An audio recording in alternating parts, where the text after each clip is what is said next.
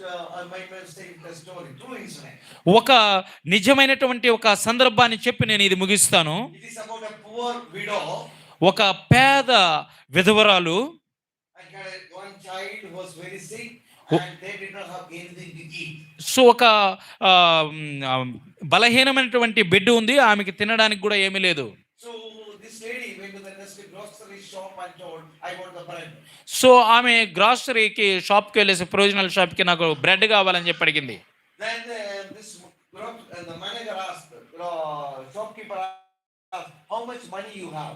So అతను అన్నాడు, ఎంత డబ్బులు ఉంది నీ దగ్గర అని చెప్పి. Then she told, I have nothing to offer other than a prayer. So నా దగ్గర ఏమి లేదు ప్రార్థన చేయటం తప్ప. What answer will you give? ఏమిస్తావు నువ్వైతే? She told, I can only give a prayer. నేను ప్రార్థించగలను, నా దగ్గర ఏం లేదు.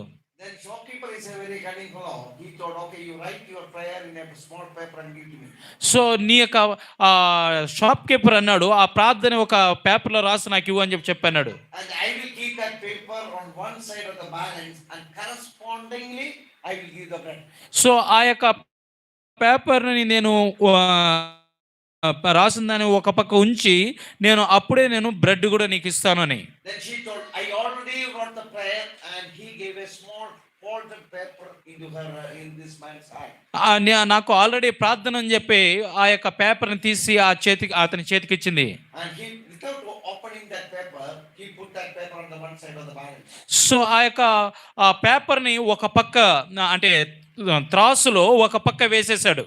He put one piece of bread on the other side. ఇంకొక బ్రెడ్ని ఇంకొక పక్క వేశాడు. And the shopkeeper thought, when he keep the bread that side balance will come down. ఆ యజమాని అనుకున్నాడు, ఆ బ్రెడ్ అక్కడ చూస్తే బ్రెడ్ యొక్క వెయిట్ కిందికి వచ్చేస్తుందని. But there is no change. అందులో మార్పు లేదు. Then he put another piece. మళ్ళీ ఇంకొక పీస్ దాంట్లో వేశాడు. He put one bread. ఒక బ్రెడ్డే వేశాడు. Then one biscuit packet. ఒక బిస్కెట్ ప్యాకెట్ వేశాడు. No change. దాంట్లో మార్పు రాలేదు. And finally he was very angry. So చివరిగా కోపం వచ్చింది. He thought, only the balance is very full. So ఆ యొక్క త్రాసు మొత్తం నిండిపోయింది. He told this lady, only so much the balance can hold. He took everything and put in a plastic pie and gave to her. So అతను ఒక bag తీసుకుని ఇంత మాత్రం ఇది బర్త్ చెప్పి అన్ని ఫిల్ చేసి ఆ చేతికి ఇచ్చేసాడు. When she left, వెళ్ళిపోయిన తర్వాత he opened that paper. ఆ పేపర్ని తీశాడు. There it is written, అక్కడ ఇలా రాయబడి ఉన్నది, dear God, give us this day our daily bread.